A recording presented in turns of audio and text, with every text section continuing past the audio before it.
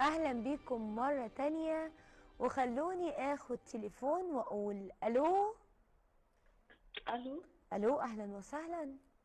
اهلا بحضرتك يا استاذه مروه، ازي اهلا بيك. حضرتك؟ عامله ايه؟ بخير يا حبيبتي، اتفضلي. بصي حضرتك، انا ممكن اخد من وقتك شويه، بس اتفضلي. انا حابه تسمعي الموضوع من اوله عشان تكوني عارفه كل حاجه. قوليلي انا معاكي. انا انا مش جايه انا اولا عندي 32 سنه امم. ومتجوزه وعندي ولدين. تمام. انا مش جايه اشتكي لك ان جوزي خاني ولا مثلا اتجوز عليا ولا اي حاجه. انا جايه اتكلم معاكي ان والدي ووالدتي منفصلين من وانا صغيره. امم. آه ربتني ستي ام والدي شويه، بعدين والدي اتجوز. امم. آه وخدتني مرات والدي وربتني. امم. آه دخلت المدرسه وكل ده وانا عارفة ان ليا ام تانية، بس ما اعرفش عنها اي حاجة امم. خالص. انا عارفة ان في ام تانية، وعارفة ان اللي عايشة معايا دي مش امي. هو انت بس كان عندك كام سنة لما امك وابوك انفصلوا؟ كان عندي كان عندي سنة. سنة. امم. انا عارفة ان عندي ام تانية. امم. تمام. واللي انا عايشة معاها دي مش والدتي. المهم، كان عندي تقريبا 8 سنين، فجت هي قالت انها حلمت ان انا مت، وترجت والدي انها تشوفني بعد 8 سنين. امم. بعد كده قابلتها ما كنتش حاسة من ناحيتها بأي حاجة، بقيت تحضني وانا ارجعها لورا. انا ما كنتش حاسة من ناحيتها بأي حاجة. مع الوقت بقى ابتدت تشوفني، فابتديت ان انا خلاص احساسي اتحرك ان انا ليا ام تانية، وابتديت احس بحنيتها. بقيت كل شوية تطلب من والدي ان هي تشوفني، فبقيت اروح لها عند بيت جدي لانها هي كمان متجوزة بس مخلفتش. امم. هي مخلفتش غيري انا. امم. المهم يا أستاذة مروة، بقيت أروح لها وأسأل عليها من ورا والدي. خلاص عرفت بيت جدي، عرفت طريقها، بقيت بسأل عليها. جت بقى يعني حبت تشوفني كتير وكده، فوالدي رفض وقال ان انتي بتقويها على اخواتها. انا والدي متجوز ومخلف ستة غيري. اه. قال لها انتي بتقويها، ولما بتشوفك بترجع البيت مش طايقة والدتها التانية، مش طايقة اخواتها، مش طايقة حد. لو جيتي هنا تاني انا هقول انك اخدتي حاجة من البيت هيسرقها يعني، امم. عشان ما تجيش تشوفني. المهم قعدت برضه يا استاذة مروة اروح من وراه، وما اعرفهمش ان انا رحت. هي مشيت وما بقتش تيجي تاني. ما عرفوش ان انا رحت. بقيت اسال عليها عند بيت جدي. اما اعرف اما اروح عند بيت جدي يقولوا لي مثلا انها جايه في اليوم الفلاني، فاروح عشان اشوفها. تمام. تمام، انا معاكي. قعدت على الحال ده سنين لحد ما تقدم لي حد واتجوزت. قبل الفرح بيومين قلت لها يا ماما انا هتجوز وكده. تمام. امم. لو عايزة تيجي تحضري معايا فرح في بيت أبويا، طبعا على راسي من فوق. عايزة تجيلي بيتي على طول، ومش عايزة تتقابلي مع والدي لأن هما بينهم مشاكل كتير قوي وخلافات زمان، بس وكنتي كل ده أنا من ولحد ما قلت لها كده كان بقالك قد ايه ما شفتهاش؟ كان بقالي 17 سنة. امم. وفي ال17 سنة ما قدرتيش تنسيها؟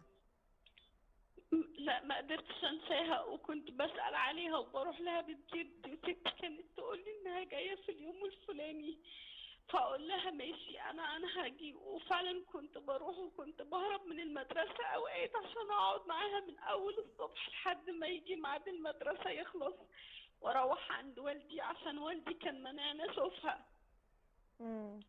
المهم بقى، جيت مع الوقت بقى قلت لها ماما انا هتجوز، تعالي لو عايزه تيجي بيت والدي تعالي، مش عايزه تيجي ما تجيش تعالي بيتي على طول. فجيت هنا وداخله انا وجوزي لقيتها في وشي وحضنتها وبوستها وقالت لي مبروك وكده. والمهم بقى بقيت اودها بعد الجواز. والدي كان يقول لي لا بلاش ما توديهاش، هو بينه وبينها مشاكل كتير قوي زمان بس انا ماليش ذنب فيها. فكنت اقول له لا دي والدتي وانا ما اقدرش ما اشوفهاش، ما اقدرش ما ادورش عليها.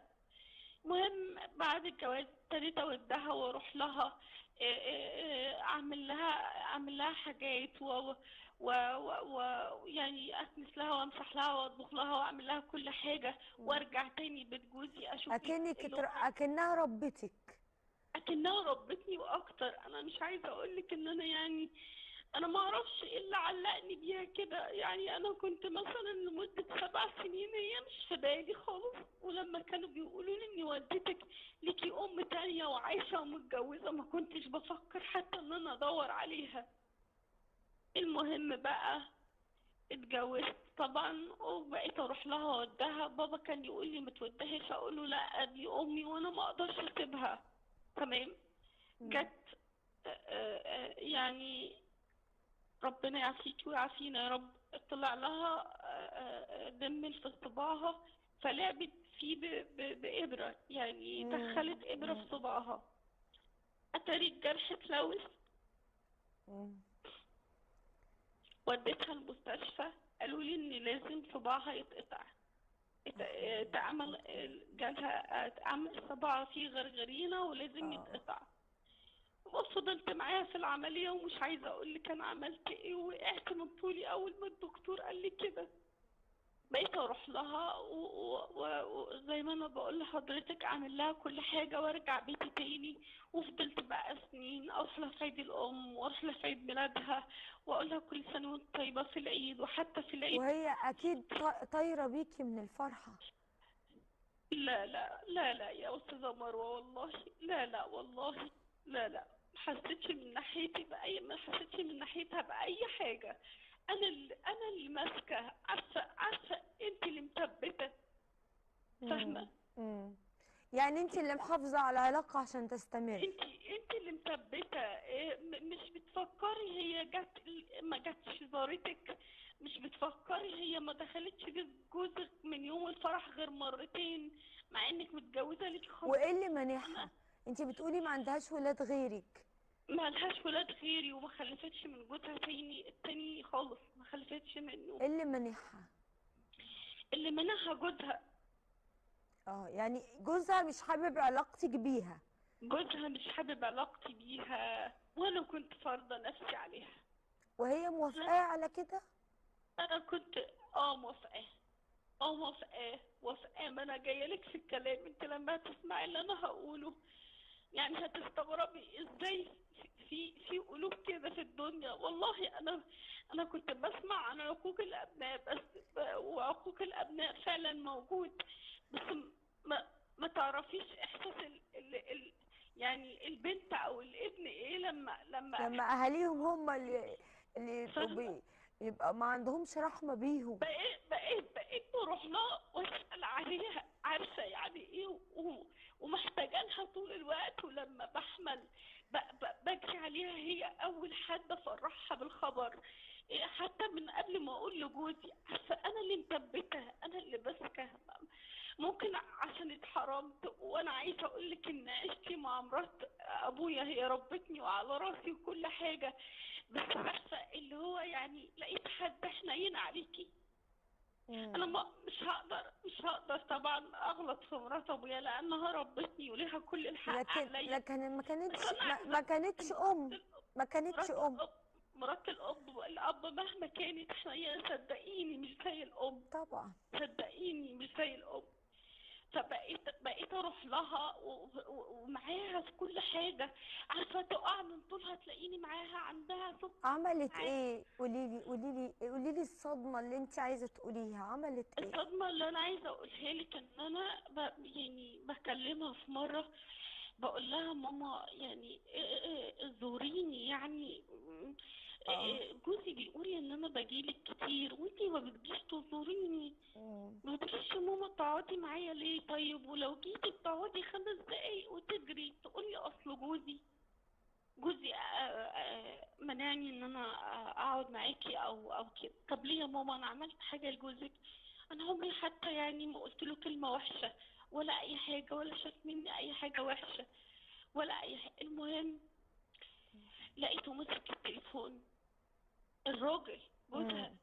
مم. بصي، هو كان عندها هي كان عندها بنت وماتت. هي كان عندها بنت وماتت، ما تتصلش هنا تاني. قدامها. وتتصل والله العظيم يا استاذه مروه، وحياة ولادي والله العظيم زي ما بقولك. انا استغربت من رد فعلها. ليه مش بتردي؟ ليه مش بتردي؟ انا ما عملتلهوش حاجه. قلت له انا ما عملتش لحضرتك حاجه، يعني انا عملت معاك ايه؟ يقول لي لا، انا مش عايز حد يجي عندها.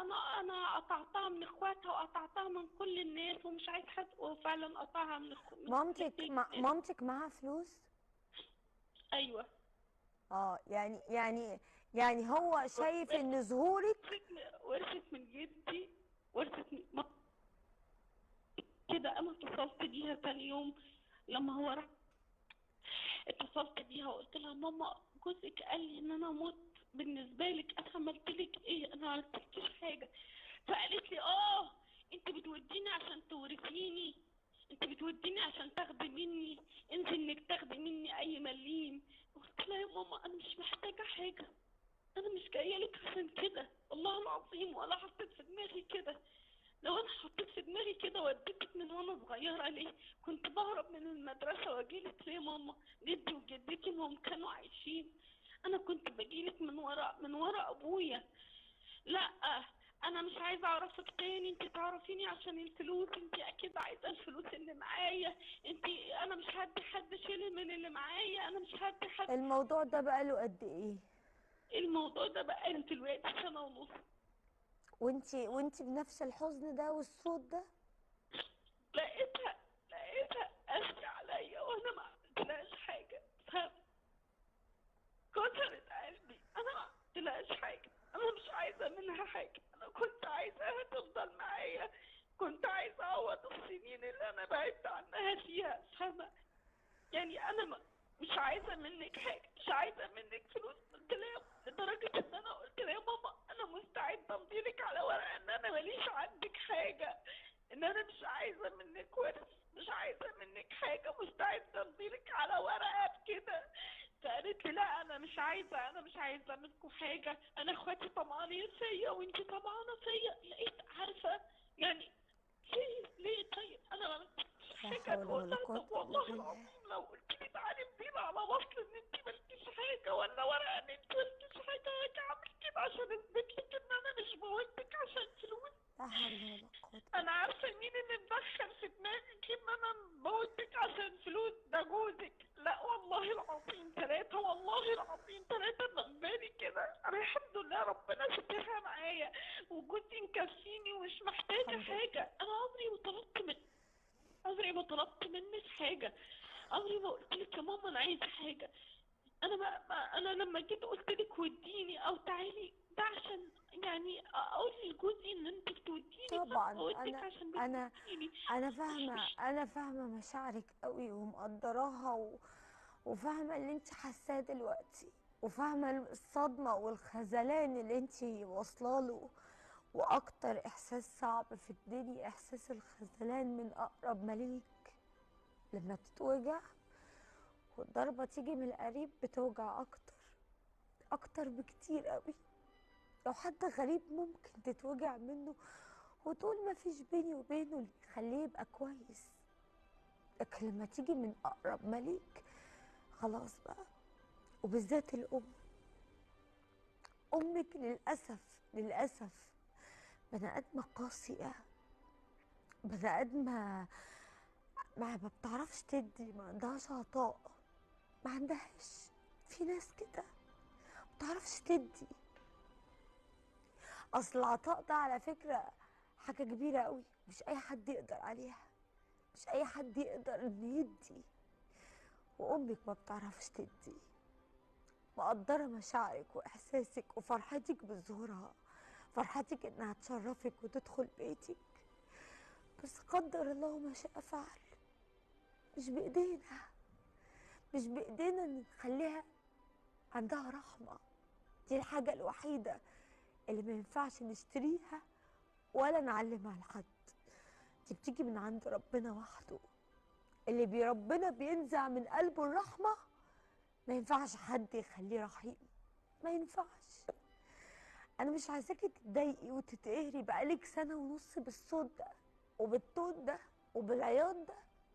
امال ساعتها كنت عاملة ايه؟ امك معاها راجل طمع في القرشين، وهي عشان بني ادمة جافة ربنا حط الغشاوة على عينيها زي ما حطها على قلبها، فما بقتش شايفة ولا حاسة، مش شايفة غيره. خلاص ضلت الطريق، مش شايفة غير ان هو الوحيد اللي صح. مفهمها ان كل الدنيا طمعانة.